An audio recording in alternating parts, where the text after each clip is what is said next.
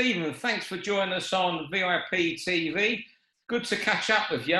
First of all, I saw a picture of you last week, and it was only because you were captioned, it was underneath his Stephen Ward, whoever you were with, that I recognised you. You look unrecognisable from the guy I last saw about 9 months ago in Manchester. I'm serious, I never recognised you until I looked for a second time. And you're still bald and you still got a beard. Do you just think it was Tyson Fury, did you? Yeah, it looked like the same size as him. No, seriously. You look like a different man, and I'm sure I'm not the first person to say this. Yeah. There's been quite a lot of people saying it. I've really made the most of isolation, to be honest, Steve, and I've just been flat out training. Basic stuff. In the garden. I brought a few weights home and I just had a bit of a routine going. And people forget, when I was an amateur, I was 91 kilo. When I won the silver in the Commonwealth, it was 91 kilo. Even though at the Commonwealth, the heaviest I weighed was 86 kilo. But then I stayed at that weight for, I think, 5 years. So I was a cruiser for 5 years, and then I boiled down the day before weighing, and I'm back up the cruiser now. I mean, you look a big cruiser. When you say, I don't mean it, and when I said that, I mean that you look overweight. You look rock solid at cruiser. Yeah, I was actually in Manchester there for a couple of weeks, and Jamie and Nige and Frampton were all taking the mickey out of me, because the boys will tell you I'm probably weighing about 15.2 now, and I'm still in decent nick. It's incredible. So you was in Manchester for a couple of weeks. Why have you gone home, or was you just over just to see your trainer? And well, a couple of boys have started back in the gym, and I feel that the way things are going now with the boxing world, I think the only fights are going to be available are going to be good competitive fights, good domestic fights.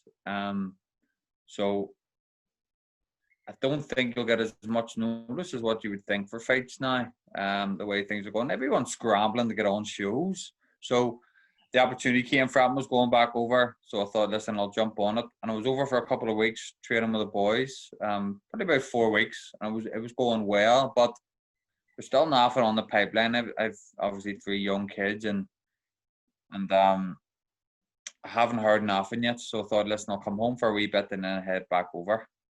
But I'm still training at home. Are there any plans at the moment? Is there anything in the pipeline, or have you got a date to go into camp or anything? No, I haven't heard anything. But as I say, it doesn't really. I'm not too bothered with it, because I feel like the amount of domestic fights will be available now will be great. And for me, moving up to a new weight of cruise, it's a big £25. It's not like the other lower weights where there's a couple of pound of difference. I just wanted to use the time to be in the gym and get used to having the weight on me and make sure everything's sort of flowing. How long do you think it'd take you to grow into a cruiserweight, to become a real force? I mean, I say that, so I'll never forget speaking to Nigel Benn many years ago when he moved to super middleweight, and it said, yeah, you can move up and do the weight, but it takes 12 to 18 months to feel a beast at that weight. Yeah, no, definitely agree. Which is why maybe lockdown's been kind to me. I've been able to use this time because I've been able to stay ticking away in the gym. But realistically, in my head, I think 2 fights away from, a domestic level fight, i.e., British title and stuff. I honestly do feel like that. I feel like when all the times previously in sparring and in training camps, I've been about, 90 kilo. I'm probably about 87 kilogram when I'm sparring. So I don't even know what that is in pounds. I'm terrible for converting. Jamie always shouts at me for not working in pounds, but I'm going to work it out while I'm here. I have everything. I have everything to hand here, mate. Calculators, the lot. Well, I can't fucking find my calculator. Find it. Typical of me on this. Hold on, I'm gonna tell you. So but while I'm working this out, you was 87 kilograms. Yeah. Is it right that Jamie wanted you to come down before? Yeah, I remember the first day I walked in. Go up to cruiserweight in the past. Yeah, the first day I walked in, whenever Oliver took sick and talked to Oliver and went to Jamie, I walked in the gym and Jamie says, "What weight do you box at?" and I says light heavy, and he laughed at me, and he says, "Big man, there's no way you're light heavy." I says, "No, I am." And it wasn't until I done light heavy that he started believing me, and I done it out of sheer discipline, to be honest, Steve. Weighing my food and really being airtight on my training, on what I was eating. And then a couple of fights ago, Jamie had been nagging at me for a while to move up, but I didn't want to. I was convinced I could stay down light heavy, and I kept talking him and Nigel out of it. And then obviously we got the Conroy fight, and as soon as the Conroy fight happened, Jamie says to me that night, and he said, "Right, that's it, no more light heavy." And then the golden contract came up, and Jamie phoned me and said, "Listen, you've been offered this. Listen, Steve, that's a massive. I'd never forgive myself if I didn't take it. It was a massive, massive opportunity, that what you could get at the end of that." So I begged him to let me go and do it and stay down to light heavy, and it didn't pay off, but I don't regret it at all. Yeah, it was 13 stone 7 about then, 13.8. You were actually sparring at all the time. So bringing that weight down, I guess, in the last week or so. Well, I would usually spar about that, and then I would probably stop. I'd still be about 87 kilo, and then it would boil down. Usually, we got to the point there when I was having to stop sparring 2 weeks, maybe 2.5 weeks out from the fight, because I was just becoming too fragile at the weight. Yeah. It was your first loss. It's not the end of the world, but we know that a loss isn't the end for by any stretch. But do you regret taking the Bolotnik's fight and convincing yourself you could go in the golden contract now? No, definitely not. I think if I hadn't have took it, I'd have probably struggled to sleep more, to be honest. I went in and I got stopped in the first round, obviously, but Jamie made a really, after the fight, when the Dutchess said, he says he's happy the way it went, because it'd have been worse if it had done 12 rounds or 10 rounds and got battered the full 10 rounds, because I wouldn't have packed it in. So in a way, it was a blessing, because I didn't take a lot of punishment at it. You go back to yourself. I remember when I first met you, you put a lot of sacrifice into this. You say you've got a young family and you leave them so often, don't you? How hard has it been for you in England? I remember you said when you first lived there, you was in a little flat where you'd put, was it a pot noodle or something in a kettle? Was it? Oh, we had. I used to do a lot of bouncing about from staying anywhere. I had a wee apartment, but before I had the apartment, I remember talking to yourself about it in the airport. That's why I asked you to recollect that story again, just so people can see how tough it is. I had a thing called the kettle that all the boys used to laugh at me for. So I had very little stuff. I was staying in Airbnbs and renting rooms in Manchester, and I was away for maybe 5-6 weeks at a time because I couldn't afford to be going back and forward from home. I didn't know anyone. I was over on my own. I was training in Oliver's gym at the time. I had this kettle that where I could make you a full dinner with a kettle. So I'd boil my eggs in the kettle. I boiled my broccoli in the kettle. I would get chicken and I'd put it in the kettle and boil it just to heat up the cold cooked chicken. It's funny looking back now. Like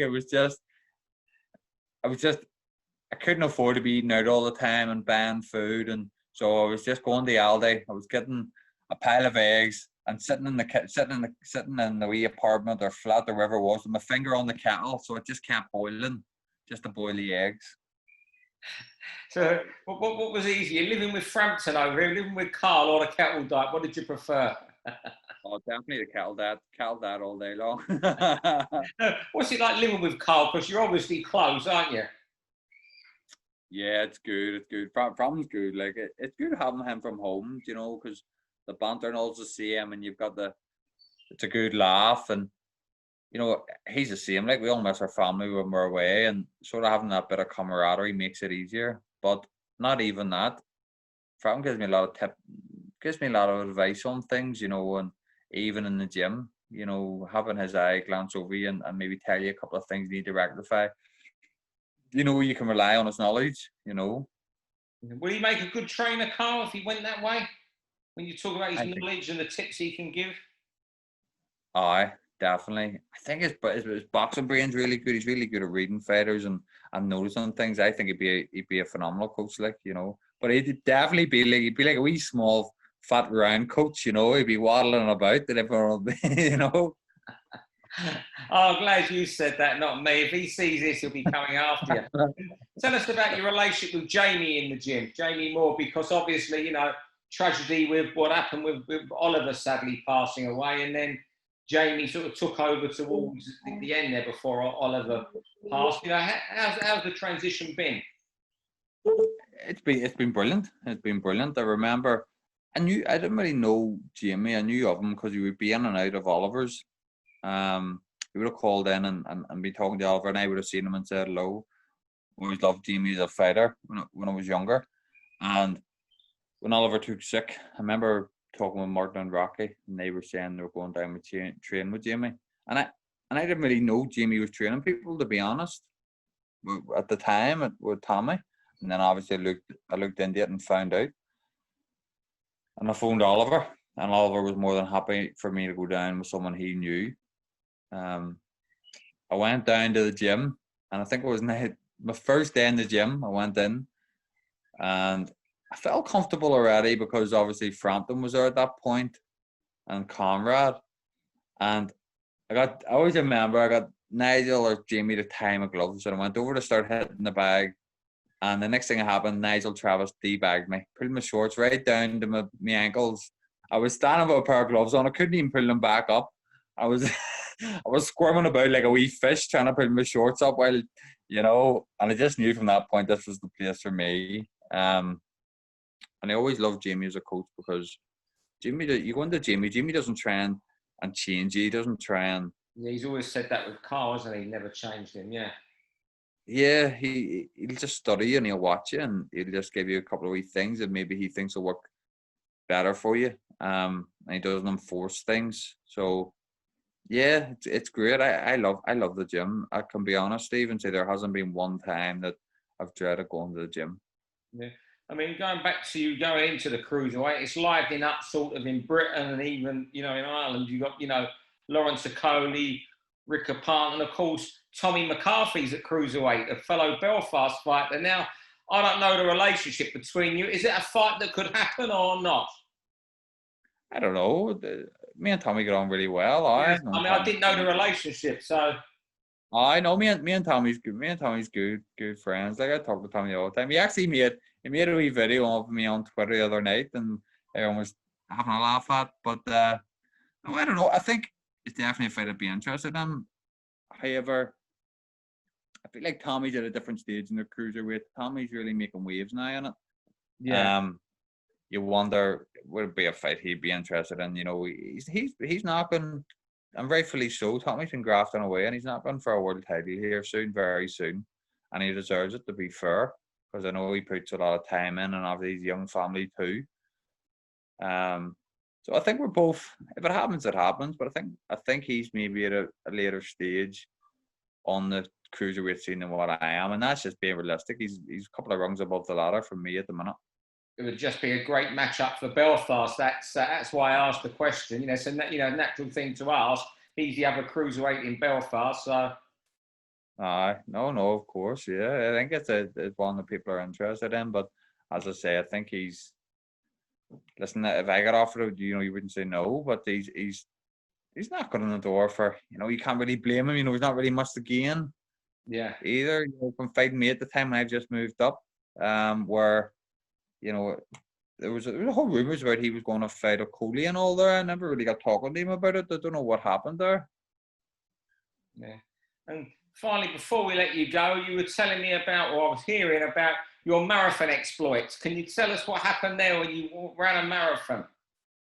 I want to forget that. Do you know what? I've always, and I think the seed was originally planted when I was talking to you, and you were telling me about the marathons, and it just interests me, you know. And I always thought, you know what, I'd love people tell me about the buzz you get when you do it. Well, I didn't get no buzz. I think it's all a big lie because I was turning 30. I turned 30 in April there, and I thought I want to do a marathon. I always said I'll do a marathon. I'll do it before I go 30. Because it was a couple of years ago when me and you were talking in the airport. Yeah, that's right. Belfast City Airport after a comeback after the press conference. Yeah. Yeah. So I literally, mate, I woke up and I got a backpack. It wasn't even a backpack. It's a big, massive kit bag. I just put it over my shoulder. I put 6 liters of water in it and 3 bags of jelly babies. And I thought, I'm going to run a marathon. And I left the house and I ran from my house, for anyone knows. So I ran from Finnegan in Belfast the whole way to Carrickcastle. I was on my way back and I was in the worst pain I've ever had in my life. I remember my feet, I wouldn't even call it a run at this point. I got 24 mile in and I flopped. I had to phone the wife and get her to come pick me up. Honestly, it was the worst pain I've ever been in. I got 24 mile in and I think it was 3 hours and 37 or 34 minutes. That's a good time. I made myself a promise that I said, once I stop, that's it. I'm not going to stop, rest, and go again. I want to do it solid, just do it all. So I promised myself if I stop, I'm not going to start going again. I give it a go, but it was a worse pain. I couldn't even go up and down. I was going up and down the stairs on my hands and knees.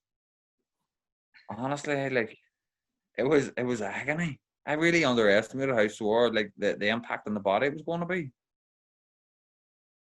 Well, you gave it a go anyway. You can always do another one when you retire and train properly. No, never again. Never again. That's it. I'll never do another one again. I was too sore, mate. Oh, that's mad. I'll tell you a story. Kieran McVarnock, another Belfast boxer, when he was living in Manchester, I was doing the Manchester Marathon. He used to come running with me on a Sunday, do 10 miles. He said on 2 days before the marathon, he decided to go and pay his entry fee and enter the Manchester Marathon. And he never ran more than 10 miles. He went and ran it in 3 hours, 50 minutes. Oh, that's phenomenal, isn't it? Yeah. And then he couldn't train for 2 weeks afterwards because of his feet. So, my knee, honestly, I was doing a bit of weight training the other day, and my knee still gives me a bit of jip from running that marathon. I can't even say I ran a marathon because I didn't finish it. Oh, well, Steve, I'm really looking forward to seeing you back in action more than anything, and seeing you make an impact on the Cruiserweight division. I mean, I know boxers always have, or more often than not, have an excuse when they get beat. But I think a few of us who know of you from Manchester had known for some time what Jamie wanted you to do. So I think, you trying to make light heavyweight right to the end deserves credit more than anything else. Thanks, mate. Thanks. Thanks for talking to us, my friend. Dave, thanks for having me on. Pleasure.